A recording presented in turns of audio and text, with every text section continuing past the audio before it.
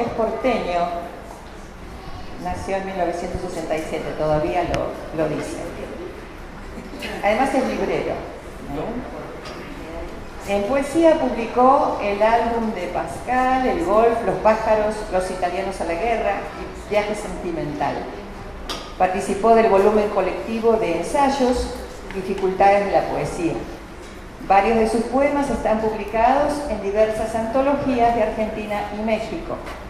Algunos poemas de Los italianos a la guerra fueron traducidos al francés para ser leídos en el Festival Présence à Frontenac, traducido al inglés, francés e italiano para publicaciones de Canadá, Francia e Italia. Participó también en el Festival de Poesía de la ciudad de Montreal en el 2017,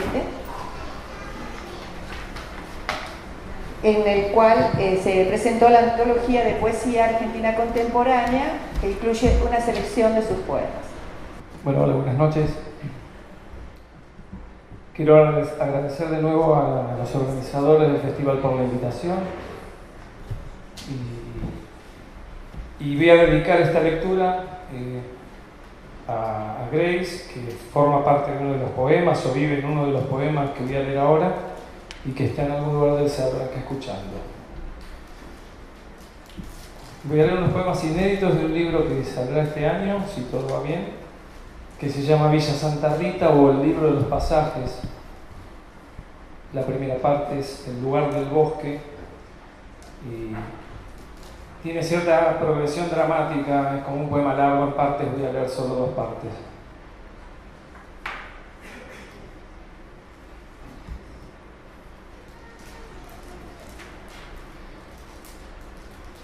Vivo en una casa en el linde del bosque. Podría empezar el poema. De hecho, así comienza. Y decir algo real o al menos próximo a un ideal pictórico o con linaje y autoridad en el decurso temporal del lenguaje.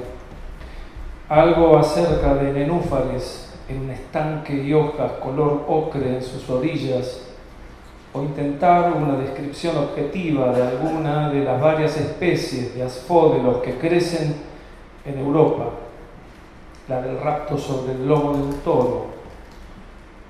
Europa, donde una ardilla en tiempos remotos podía trasladarse desde un punto de la llamada Madrid hasta un punto de la llamada Ámsterdam, a través de los árboles que la cubrían sin poner pies en tierra, solo a través de los árboles que, repetidos, diversos, sucesivos, hacían de Europa un bosque, un solo bosque, o como dijo o escribió una dama católica, un ultrabosque, prueba de que las cosas no fueron siempre así, aquí en la tierra como en el cielo, una descripción sobre flores y asfódelos de la Europa real, la escrita en los anales de historia y tratados de botánica, y no su variante mítica según los relatos difundidos acerca de los campos de asfódelos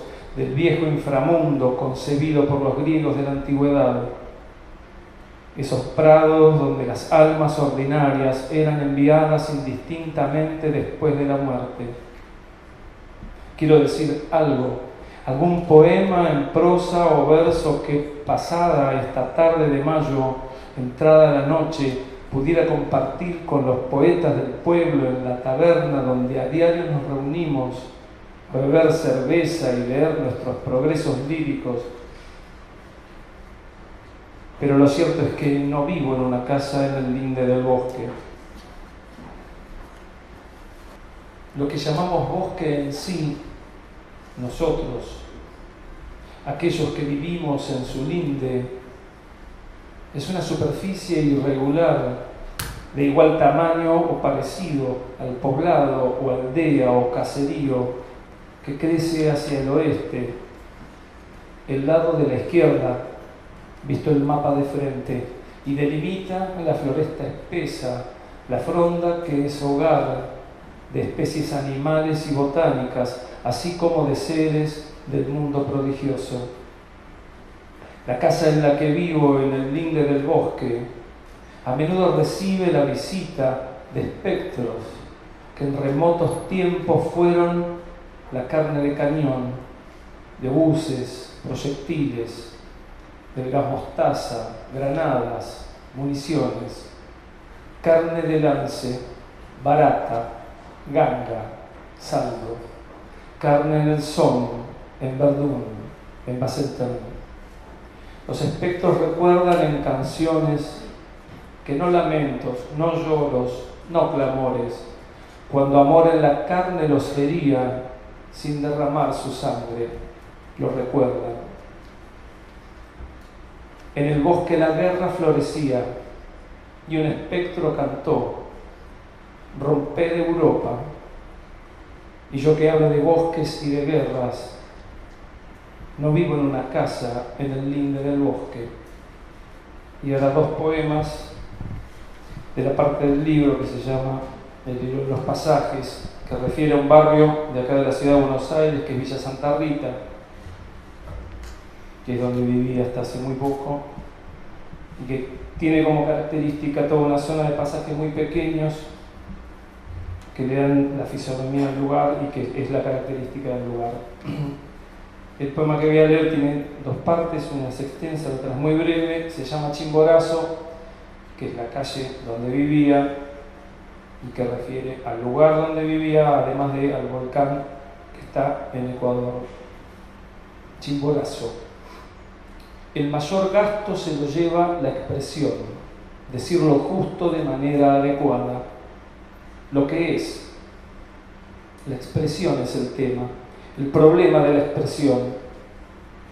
De ahí a pensar que el diccionario sea la mayor realización de la especie, hay solo un paso.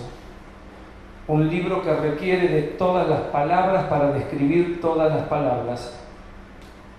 La acertada, excelsa combinación de elementos contenidos en el diccionario de una lengua determinada se llama poesía. Pero el problema de la expresión persiste. Vivo en la calle Chimborazo y este es el poema del amor en Villa Santa Rita. Según cierta interpretación de la tradición, el énfasis del discurso en el poema debería recostarse en los nexos que la emoción establece con la estructura molecular de los cuerpos, una fisiología largamente estudiada y descripta en manuales, tratados, obras de divulgación, lo mismo que en novelas o en poemas de amor. Asimismo, el amor en poesía acumula una retórica que ha fijado los estándares de representación del intercambio entre 2 seres, para dar cuenta del fenómeno que produce de manera intermitente elevación, dolor, plenitud evanescente, celos, excitación, un desorden de todos los sentidos, pérdida de las nociones que solventan la vida en sociedad. Como estos versos escritos en otro tiempo a la bella señora con quien compartimos la vida en el volcán, publicados en el número 2 de Mula Blanca, verano 2012, la revista que en el DF, Ciudad de México, dirige José Luis Bobadilla. Y la rubia adquiría el porte de una cebra y ya lo era al trotar en la sabana hacia un oasis celebrado en los mapas para turistas como la Meca del agua. Pensó en la grupa generosa y algunos disturbios, luego se emplazó frente a su casa como una patrulla del ejército rojo lo hiciera. Para el poema en curso, es decir, Chimborazo, el problema de la expresión reside en la natural concomitancia entre la idea de volcán y la pasión amorosa, pura hipérbole cumplida en nuestro caso. Mi única experiencia volcánica antes de Chimborazo fue la vista del Vesubio desde la costa napolitana y el influjo en el ánima que tiempo después supe haber padecido. En los poemas de amor, entre lo literal y la metáfora, la elección de cualquiera de las vías de representación es válida, aunque ambas, lo sabemos, suelen ser decepcionantes. Chimborazo. 2. Amor mío, hicimos nido en un volcán, vivimos en un fuego constante consumiéndonos, estamos en el punto más lejano al centro de la Tierra, que es el punto más cercano al espacio exterior. Nuestro amor es la distancia ideal entre este mundo y el infinito que angustiaba a Pascal. Vivimos en Chimborazo, acampamos en la cima, el lugar conocido como el punto más cercano al sol. Muchas gracias. Cecilia Quiles es española de Algeciras, poeta, narradora, gestora cultural. Publicó los poemarios La Posada del Dragón, El Cuarto Día, Vísteme de Largo, Estructuraciones y Offline, del otro lado. Traducida al inglés, italiano, portugués, árabe y holandés. Coordinó exposiciones de arte, sus catálogos, modera y dirige ciclos de poesía, desarrolla proyectos sobre redes, fotografía y artes visuales. Relatos y poemas suyos están incluidos en antologías varias. Participó en numerosos eventos literarios de España y Perú. Su último trabajo audiovisual, La Memoria Salina, se presentó en ciudades españolas y en México. Cecilia. Del libro Vísteme de Largo. Se descose los labios de hiedra, se refresca con elixir de arándanos y atraviesa un huracán de calas con espigas. Ocurre cada jornada a la media luna. Hablo de la otra, de la que está detrás custodiando un centauro en la garganta, murmurando un credo de arcanos apocalípticos. Si no fuera por los clavos en el pecho, podría ser la misma que a mediodía se anilla los tobillos de pronombres, la que imagina extinguirse transmutándose en antorcha. La otra nunca quiso velar difuntos, no tiene valor para pensarse en ceniza. Cuando habla, se gira y le venda los ojos al adelante. No le gusta que la miren mientras se borra el rostro. Las dos interceden por la poesía. Ese es el pacto. De otra manera, una ya habría acabado con la otra. Pelo patatas, pasa el tiempo. Tarareo, patata, tiempo y pasa. Llega el tiempo con hambre occipital. El cuchillo baila un vals consonante y miserere. Mi hija viene colmada de adjetivos. Relucimos como reinas al son de una cazuela, mientras hierven las sobras de la ruina. Hablamos de lo justo y del exceso. Mañana toca sopa y de nuevo huevos con capirote y sal de yodo. La cocina es una fiesta y con saltitos celebramos el vacío, el sabor del no tener. La nada sabe apenas nada. Bailamos y bailamos como si esto no estuviera sucediendo. Y reímos, como si el hambre fuera solo un mal guiso, quemando al fondo de la lengua. Me he dicho el libro al que pertenece este último poema, es La hija del capitán Nemo, y en este último es Caligrafía de la necesidad. Despierto en la amnesia, la puerta abierta, el café ardiendo, los perros aguantando el hambre, más perros con hambre, más casas abiertas, la cama se plancha sola, estirar el embozo es labor de cálculo. En esta comunidad los vecinos se saludan, buenos días, buenas, digo. Cualquiera podría ser poeta con su cama y su noche almidonada, su café, su té verde con pastitas, todos a punto y coma, menos Dios, el muy mal educado.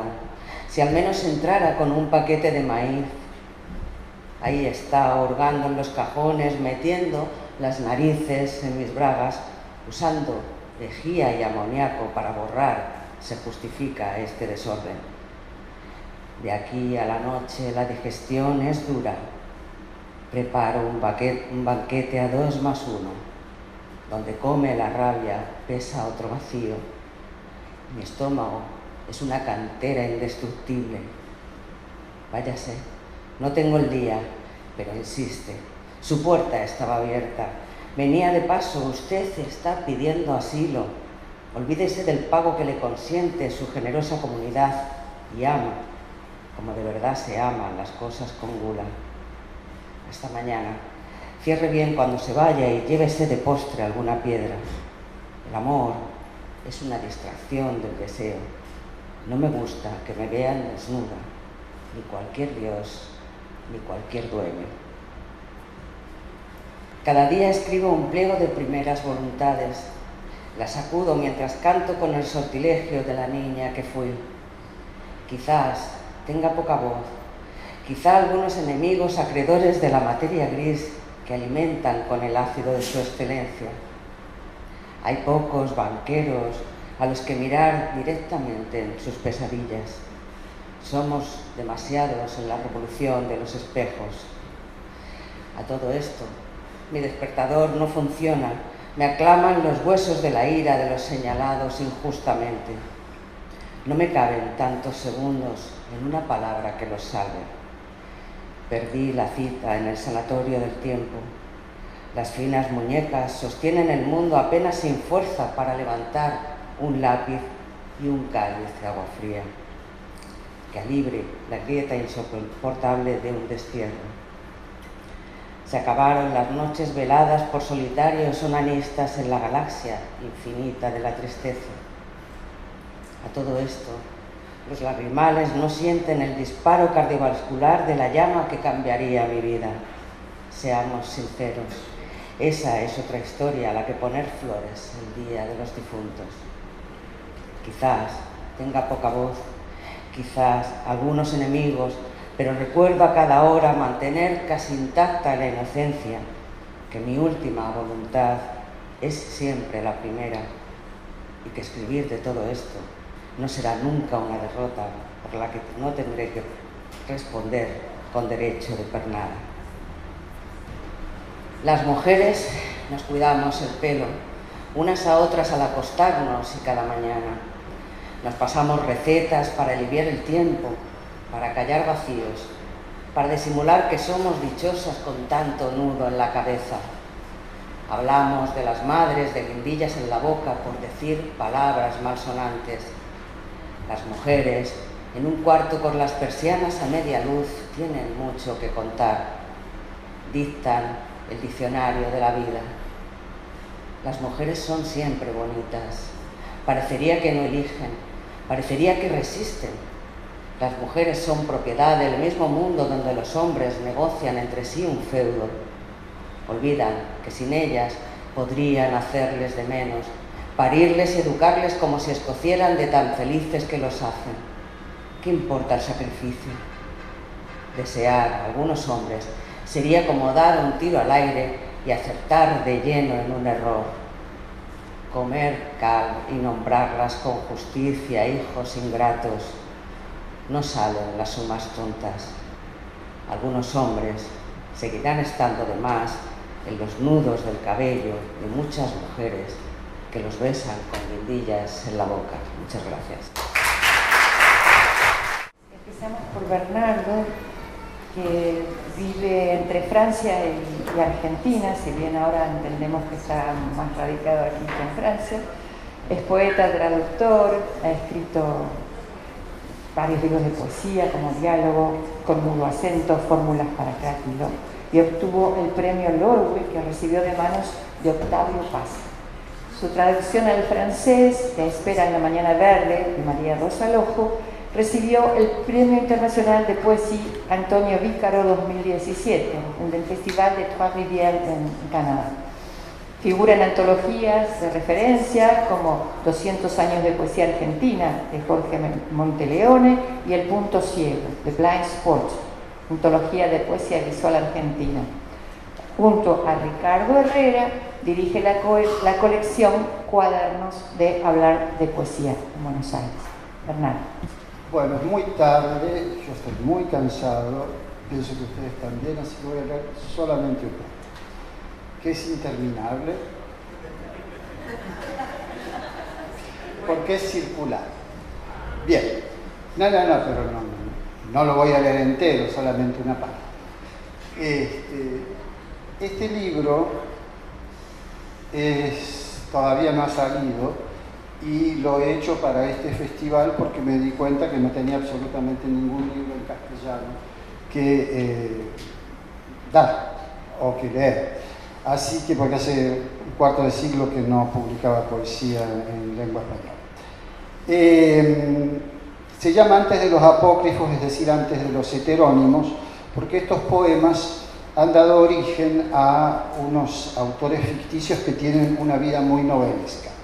El poema que voy a leer, el único, es de una autora española que escribe poemas en los cuales el sentido y la forma se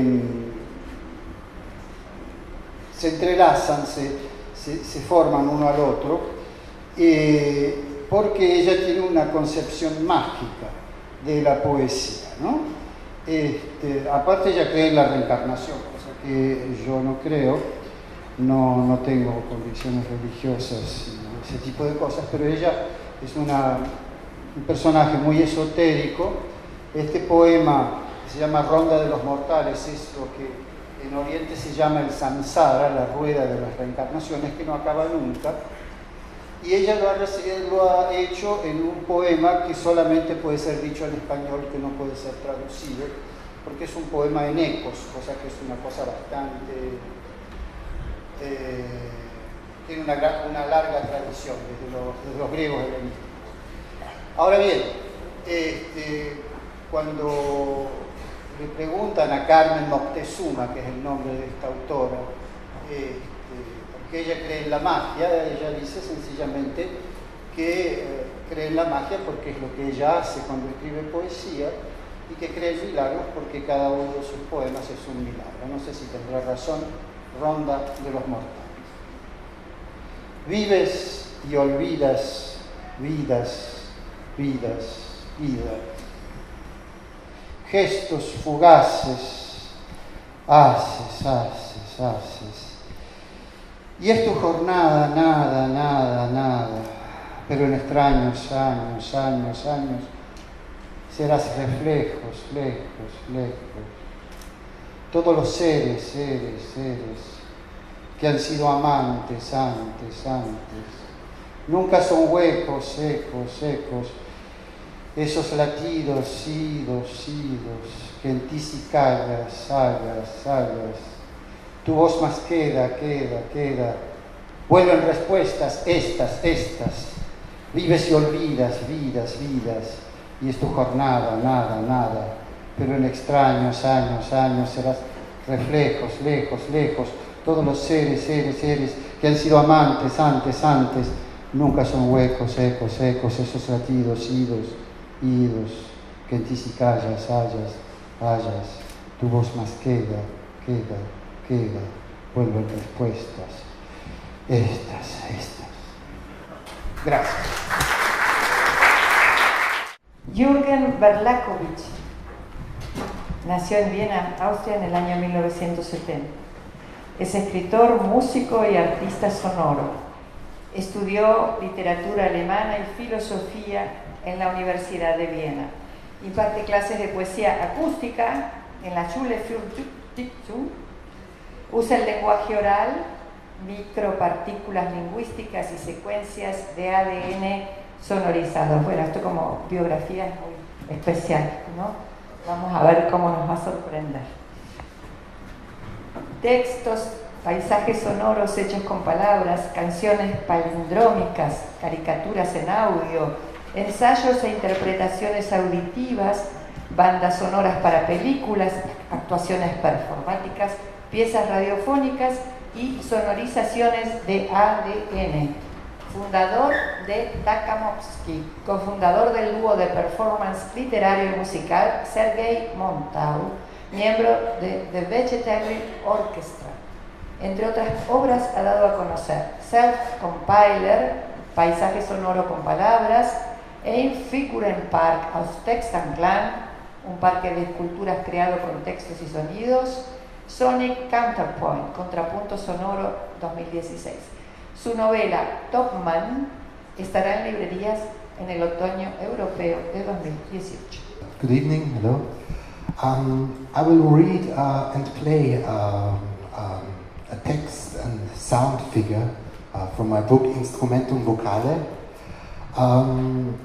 For this purpose I took little voice snippets from media, and on one hand these voice snippets inspired the text that I've written, and on the other hand I just took these voice snippets as the only sound source for creating the sound I will play after we will read in German and Spanish. Bueno, va a leer entonces un texto de Instrumentum Vocale, y lo que explica Jürgen es que toma de los medios, de cualquier medio, por decir sonoro o gráfico, en este caso sonoro, sí, y luego esa mínima parte, este fragmento, lo reproduce y sobre ese fragmento construye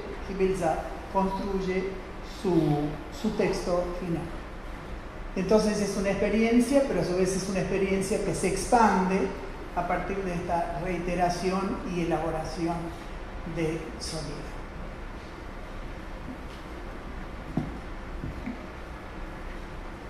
El título es Der Resonancier.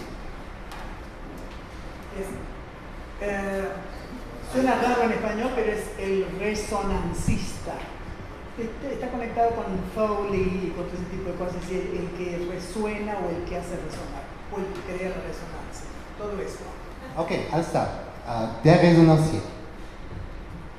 Der Resonancier, ein Phonozentriker und lebendes menschliches Mikrofon und Aufzeichnungsgerät, steht stets im Schatten eines von ihm imaginierten idealen Mikrofonwinkels und hört zu. Sein Nervensystem ist an das weltumspannende Netz von Radio, Fernsehen und Internet angeschlossen. Sein Körper summt, surrt und brutzelt vor lauter Spannung. Fragt man ihn, was er ist, sagt er, Menschen wollen einen doch ständig in irgendeinen Berufsabfalleimer stecken. Aber bitteschön, wenn es unbedingt nötig sein muss, dann ist er halt ein Stimmphänomenologe oder ein Stimmdompteur, Stimmenimitator, Stimmenverspotter und Stimmenhalter. Ein Stimmwerkzeugmacher, ein Stimmmarinadeur und sonst noch einiges mit Stimme vorne und hinten. Ihm ist es egal und daher bleibt es, ungeachtet seiner zahllosen eigenwilligen und widerwilligen Selbstbezeichnungen, bei der ursprünglichen Bezeichnung beim Resonancier. Der Resonancier fängt Stimmen ein und ist dabei nicht wählerisch. Stimmen sind letzten Endes lediglich akustisches Rohmaterial, Rohdaten, aus denen er neue Stimmen schafft, indem er sie umstimmt und transformiert und damit aus alten und bekannten neue und ungehörte Stimmen erschafft, gleichsam Stimmen aus Stimmen generiert. Dabei lässt er allen eingefangenen Stimmen mehr oder weniger die gleiche unerbittliche Ungerechtigkeit widerfahren. Die Stimmen sind sein einziger Ausgangspunkt und geben ihm jedwede weitere Richtung vor. Einer anderen Inspiration bedarf es dabei nicht, sagt er. Das Original, das gesprochene Wort, verliert für den Resonancier sofort nach dessen Aussprechen jegliche Bedeutung und Wichtigkeit. Nur das Aufzeichnen und Ummodeln, Stimmhauern und Stimmenstimmen interessieren ihn. Hat er die Stimmen einmal eingefangen und abgespeichert, lässt er sie im Inneren seines Körperhörsaals zirkulieren. Sie laufen vorwärts, rückwärts, überlagern sich. Der Resonancier zerlegt sie und stimmt sie um, bis sie seinen Körper in eine ganz bestimmte, nur ihm vertraute und bekannte Grundschwingung versetzen. Eine Grundschwingung, die ihn dann wiederum zur Selbstbeobachtung und Selbstbetrachtung animiert. Wie billige, schlecht produzierte Mikrofone und Aufzeichnungsgeräte überlagert er die Stimmen bei diesem Prozess mit einem hohen Eigenrauschanteil. Einem Rauschen, das er selbst verursacht, das er selbst ist und das er über den Umweg, über die anderen Stimmen dann wiederum auf sich selbst abbildet. In seinem Körperumspannwerk destilliert und mariniert er zuerst seine Stimmgewächse, verzerrt sie und transformiert sie. Er macht Lautes leise, Leises laut, Hohes tief und Tiefes hoch. Stimmt die Stimmen nach Pythagoras, Werkmeister, Kirnberger, Valotti oder Neidhardt. Verstimmt sie dann wiederum mutwillig, verzerrt sie oder aber an guten Tagen, wenn er einer Stimme in seiner Umgebung wohlgesonnen ist, stimmt er sie rein und klar, schöner als sie ursprünglich war. Gibt es einmal keine authentischen Stimmen, kann er sie auch schon mal aus stimmfremden, geräuschhaften Objekten heraushören und isolieren. Oder aus mehreren anderen Stimmen zusammenfügen und in Einklang bringen, aber nur, um sie sogleich wieder umzustimmen und seinem Selbstbetrachtungsdrang unterzuordnen. Nie ist er sich im Klaren, was seine Stimme aus ihm herausholen wird. Sind die Stimmen konserviert durch spezielle Stimmverfahren in die für ihn richtige Tonart transponiert, ist ihr Sound erst kalibriert, lässt er sich von ihnen in Schwingung versetzen, schwebt wie im Rausch, eine Weile selbstvergessen im Raum und bricht und spiegelt sich dabei selbst in ihrem Echo. Dieser Art sucht er den Ort des Denkens in den Stimmen der anderen. Das Verstehen, die wichtigen Fragen, die ihn umspülen, erhalten neue Wendungen, Antworten scheinen nahe.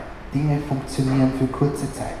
Erkenntnisse, Epiphanien gleich, blitzen kurz in seinem Kopf auf, entgleiten ihm aber schnell wieder und lösen sich auf.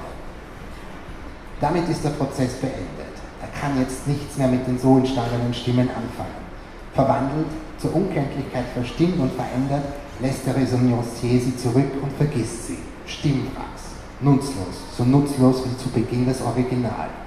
Er muss sich wieder auf die Suche machen, neue Stimmen finden, neue Erkenntnisse, muss sich neue Stimmen einverleiben und damit von neuem sein Selbst erweitern, sein Ich in das Ich anderer prolongieren.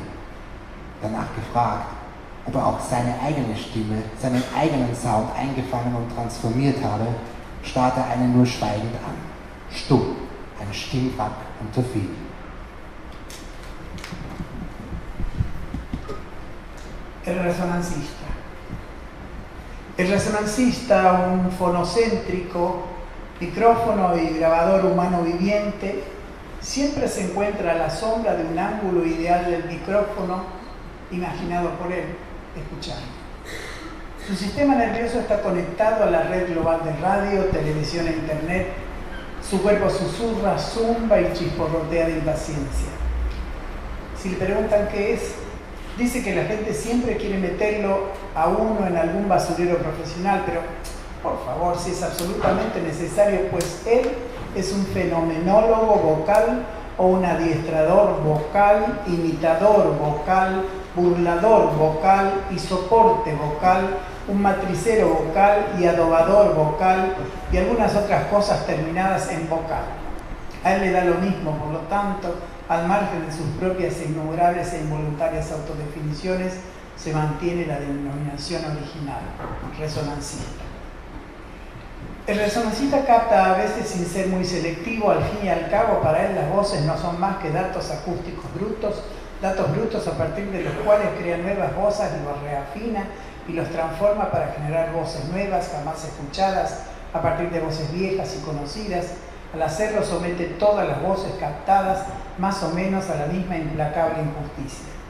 Las voces son su único punto de partida y determinan toda dirección posterior. No requiere otra inspiración, dice. Para el resonancista, el original, la palabra hablada, pierde todo significado e importancia inmediatamente después de ser pronunciada. Solo le interesan la grabación y la transformación. Esculpir y afinar las voces. Una vez que captó y guardó las voces, las deja circular en el interior del auditorio de su cuerpo, corren hacia adelante, hacia atrás, se superponen. El resonancista las descompone y las reafina hasta que imprimen en su cuerpo una vibración básica muy específica que solo a él le resulta familiar y conocida, una vibración básica que a su vez lo incita a la autoobservación y la introspección. Como micrófonos y grabadores baratos de mala calidad en este proceso, él superpone las voces con un alto nivel de ruido inherente, un ruido de fondo que él mismo provoca, que es él mismo y que a su vez él reproduce en sí mismo a través de las otras voces. En la central transformadora de su cuerpo, primero destila y adoba sus vegetales vocales, los distorsiona y los transforma, lo fuerte lo pone bajo, lo bajo lo pone fuerte, lo agudo lo hace grave, lo grave lo hace agudo, afina las voces según Pitágoras, Bergmeister, Kimberger, Palotti o Neidhardt. Luego las vuelve a desafinar deliberadamente, las distorsiona o si no, las da vueltas, día bueno, cuando se muestra benévolo con una voz de su entorno, la afina pura y clara, más hermosa de lo que era originalmente. Si no llega a haber voces auténticas, también puede detectarlas en objetos ruidosos, antivocales y aislarlas. O combinar y armonizar varias otras voces, pero solo para volver a reafinarlas de inmediato y someterlas a su afán de introspección. Nunca tiene claro lo que una voz sacará de él.